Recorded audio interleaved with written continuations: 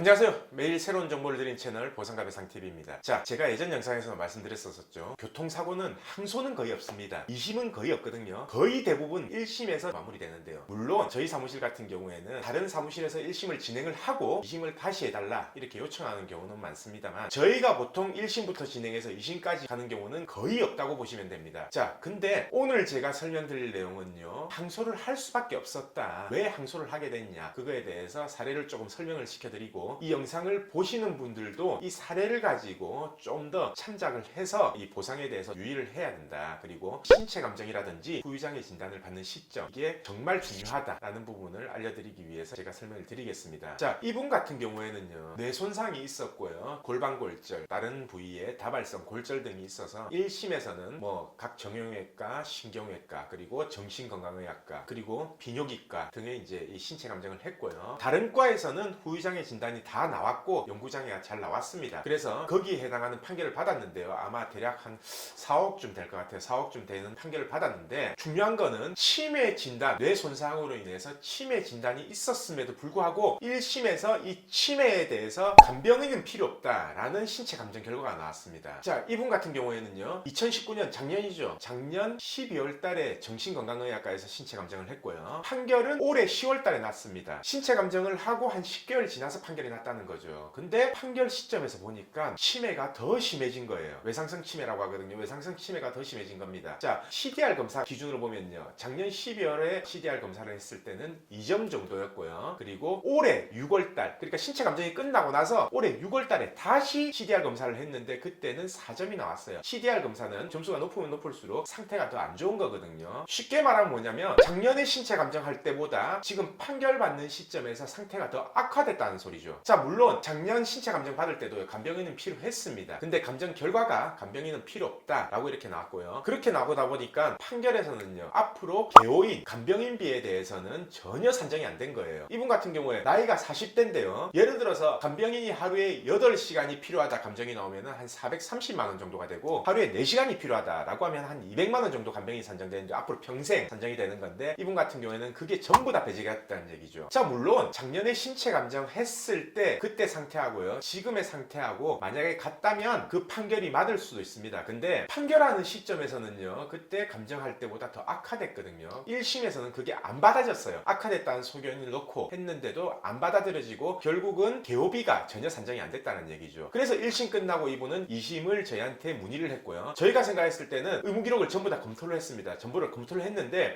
명확하게 모든, 그러니까 CDR 검사뿐만 아니라 모든 지능지수 검사라든지 모든 정신과 검사를 했을 때 이 수치가 전부 다 악화됐다는 게 뚜렷하게 보이거든요. 그리고 그에 대한 장애 진단서도 있었고 그에 대한 의사 소견도 있었습니다. 그리고 제가 직접 그걸 확인하기 위해서 환자를 만났고요. 이 환자분을 만나가지고 여러 가지 질문이라든지 상태라든지 이야기를 나눴는데, 저는 딱 그것만 생각합니다. 과연 이분이 만약에 혼자 거리를 돌아다닌다든지 아니면은 혼자 집에 있다, 혼자 외부에 있다 했을 때 사고의 위험성이 전혀 없겠느냐, 집에 찾아올 수 있겠느냐, 다른 사람에게 해를 가하진 않겠느냐, 요거를 판단하는데요, 제가 생각했을 때는 이분은 간병인이 필요하다. 물론 하루 종일 간병인은 아니더라도 야외에 뭐 운동하는 나가야 될 거 아닙니까? 운동을 하고 나갔을 때, 아니면은 이렇게 치료가 끝난다 하더라도 통원 치료를 해야 될 거 아니에요. 그러면은 과연 통원 치료할 때 본인이 스스로 걸어서 아니면 스스로 대중교통을 이용해서 통원 치료를 할 수 있겠느냐? 저는 아니라고 보거든요. 그래서 2심에서는 그 부분을 집중적으로 우리가 2심에서 다시 따져야 된다. 제 신체 감정 요청을 해서 2심에서 이거는 개호비가 하루에 4시간이라도 인정이 돼야 된다 라고 해서 이제 저희가 항소를 진행하게 됐고요. 앞으로도 이 항소 재판 중에서는요, 이 정신건강의학과, 이 개호인의 필요 여부, 여기에 대해서만 집중적으로 할 생각입니다. 한번 생각해 보시면은 여명, 그러니까 40대 같은 경우에 40세면 여명이 40년이 남았죠. 여명 단축을 포함하더라도 최소한 30년 정도는 개호인이 산정이 돼야 되거든요. 4시간만 산정되더라도요, 한 달이면 250만 원 정도고 1년이면 그게 한 3천만 원 정도 됩니다. 1년이 3천만 원이면은 그게 30년이면요 9억이에요. 물론 중간 이자 공제를 한다 하더라도 한 4억에서 한 5억 정도가 더 산정이 돼야 된다는 거죠. 그러면은 1심에서 4억 판결을 받았으면 2심에도 간병인비로 4억을 추가적으로 판결을 받아야 된다는 소리입니다. 그래서 항소를 진행하게 되는 경우고, 제가 이걸 말씀드리는 이유는 꼭 1심에서 끝내려고 하지 말고 1심에서 인정 안 됐던 부분들이 2심에서 인정이 될 수 있는 부분이 있다면 2심에서 꼭 주장을 해서 항소를 해야 된다는 얘기예요. 자, 이 방송을 보시는 분들도요, 뇌손상이나 척수손상 등으로 인해서 이제 개호사건, 정신개호가 있을 수도 있고요, 아니면 몸이 안 움직여서 개호가 될 수도 있죠. 몸이 마비된 상태에서 그래서 거동을 못하니까 개호가 되는 거고, 정신건강의학적으로 인지장애가 발생했다, 외상성 치매가 발생했다 라고 하는 경우에는 혼자 방치를 하면 안 되잖아요. 어떤 위험이 발생할 수 모르니까. 그래서 개호가 필요하다는 건데, 근데 반대로 만약에 먹고 자고 운동하고 씻고 옷 입고 벗고 이렇게 하는 데는 혼자서 될 것 같다 라고 하면은 감정가도 어차피 개호인은 인정 안 돼요. 그래서 제가 말씀드린 이 부분에 대해서 만약에 1심에서 인정이 안 됐다, 아니면은 앞으로 이제 소송을 고려하고 있다 라고 한다면요, 항소라든지 아니면 소제기할 때 꼭 정신건강의학과 아니면은 신경외과에서 개호인 여부 그 부분에 대해서 꼭 판단을 해보시길 바랍니다. 이 개호인이요, 하루에 4시간만 인정돼도 금액이 작은 게 아니에요. 1년에 3천만 원이거든요. 그게 평생 65세까지가 아니라 내가 생존해 있는 기간 동안 1년에 3천만 원씩이기 때문에 어떻게 보면은 일시수입보다 더 큰 금액일 수도 있습니다. 그래서 꼭 이 부분은 놓치지 않으셨으면 합니다. 자, 그럼 오늘 방송은 여기까지 하고요. 내일도 새로운 주제를 가지고 오겠습니다. 오늘 방송 끝까지 봐주신 구독자분들 감사드립니다.